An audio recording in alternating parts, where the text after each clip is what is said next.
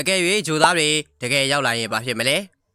ဂျိုသားတွေတကယ်ပဲရှိလားဆိုတဲ့မိကုံကအမြဲတမ်းလို့အငင်းပွားစရာတီရိုတွေပဲဖြစ်ခဲ့ပေမဲ့အခု2016ခုနှစ်မှာတော့ဒါကလူသားတွေရဲ့နေ့စဉ်ဘဝတွေကိုတကယ်လက်တွေ့အမှန်တရားတစ်ခုအနေနဲ့ရိုက်ခတ်လာပါပြီ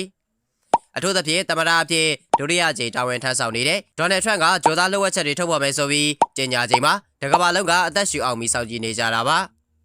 အချင်းကဟောလိဝုဒ်ရုပ်ရှင်တော်တော်များများမှာတော့ဂျိုသားတွေရောက်လာတာနဲ့ကမ္ဘာကြီးကိုလေဆာတွေနဲ့ပြင်မဲ့မြို့ကြီးတွေကိုဖျက်ဆီးမယ်ဆိုတဲ့ Independent Day လို့ကွန်ဆပ်မျိုးတွေကိုပဲအသားပေးရိုက်ကူးခဲ့ကြတာပါ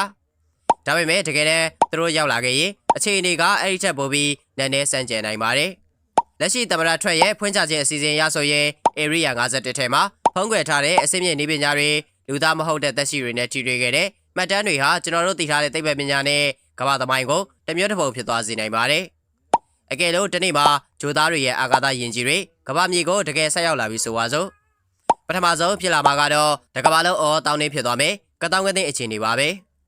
Stock share ဈေးကွက်တွေပြိုလဲတာလူတွေကကြောက်လန့်ပြီးရိတ်ခါတွေစုဆောင်းတာအင်တာနက်ပေါ်မှာကောလာဟာလာတွေပြန့်နှံ့တာမျိုးတွေဖြစ်လာနိုင်ပါတယ်ဒါပေမဲ့ကျွန်တော်တို့စဉ်းစားရမှာကသူတို့ကကျွန်တော်တို့ကိုတကယ်ပဲရံပြူမှာလားဆိုတဲ့အချက်ပါတကယ်တော့အလင်းနှစ်ပေါင်းများစွာဝေးတဲ့နေရာကနေကျွန်တော်တို့စီကိုရောက်လာနိုင်တဲ့ဒီပညာရှိတယ်ဆိုရင်သူတို့ကကျွန်တော်တို့ထက်အစာပေါင်းထောင်တဲ့ချီပြီးသားလုံးနဲ့ယဉ်ကျေးမှုရှိပြီးသားဖြစ်ပါလိမ့်မယ်ရုပ်ရှင်တွေကလို့ကဘာပေါ်ကရေတွေတယံဇာတာတွေကိုလာလိဖို့ဆိုတာကတော့နည်းနည်းတော့ဟာသာဆန်ပါတယ်ဘာလို့လဲဆိုတော့အာကာသတွေမှာကဘာထက်ပိုကြည့်ပြီးရွှေတွေစိန်တွေနဲ့တယံဇာတာပုံပေါ်တဲ့ဂျိုတွေအများကြီးရှိနေလို့ပါပဲဖြစ်နိုင်ခြေအရှိဆုံးကတော့သူတို့ကကျွန်တော်တို့ကိုလာရောက်လေ့လာတဲ့အကဲခတ်သူတွေအနေနဲ့ပဲလာတာဖြစ်နိုင်ပါတယ်ကျွန်တော်တို့လူသားတွေရဲ့နည်းပညာတိုးတက်မှုနဲ့တဘာဝပတ်ဝန်းကျင်ထိန်းသိမ်းမှုတွေကိုလာကြည့်တာမျိုးပါအဲ့ဒီခါကျရင်ကျွန်တော်တို့ကသူတို့အတွက်တောသားတို့လူရိုင်းတို့တသားလေးဖြစ်သွားနိုင်ပါတယ်သူတို့ရောက်လာခြင်းရဲ့အကြီးမားဆုံးအကျိုးသက်ရောက်မှုကကျွန်တော်တို့ရဲ့စိတ်ဓာတ်ပိုင်းဆိုင်ရာနဲ့ယုံကြည်မှုပိုင်းဆိုင်ရာအပြောင်းအလဲတွေပါလူသားတွေဟာတယောက်နဲ့တယောက်လူမျိုးရေးဘာသာရေးနိုင်ငံရေးတွေနဲ့တိုက်ခိုက်နေရတွေကိုရပ်တန့်သွားစေပြီးကမ္ဘာမြေသားဆိုတဲ့စီစဉ်မှုတစ်ခုအောက်ကိုရောက်သွားနိုင်ပါတယ်ကျွန်တော်တို့ရဲ့ရန်သူကတခြားနိုင်ငံကလူမဟုတ်တော့ဘဲအာကာသတွေကတခြားသက်ရှိတွေဖြစ်နေပြီဆိုတဲ့အသည့်ကလူသားတွေကိုစီလုံးစေမှာပါ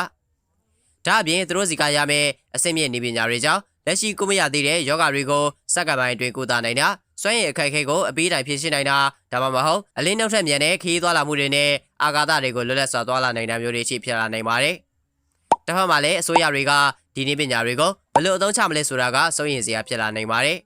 ။ညီကုန်းချုပ်ရရင်ဂျိုသားတွေကြောက်လာတာကကျွန်တော်တို့အတွက်ဘေးရန်ရဲ့တစ်ခုထက်လူသားမျိုးတွေရဲ့အဆင့်တစ်ခုကိုတက်လှမ်းမှုအခွင့်အရေးတစ်ခုဖြစ်လာနိုင်ပါတယ်။သမ္မတဒေါ်နယ်ထရန့်ပြောသလိုပဲအမှန်တရားကအပြင်မှာရှိနေတာလားဆိုတာကိုကျွန်တော်တို့မကြခင်မှာလက်တွေ့မြင်တွေ့ရတော့မှာပါ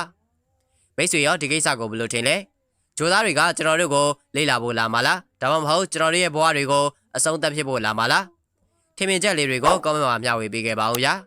နောက်ဗီဒီယိုတွေမှာပြန်တွေ့ကြပါမယ်အခုတော့ဒီလောက်ပါပဲ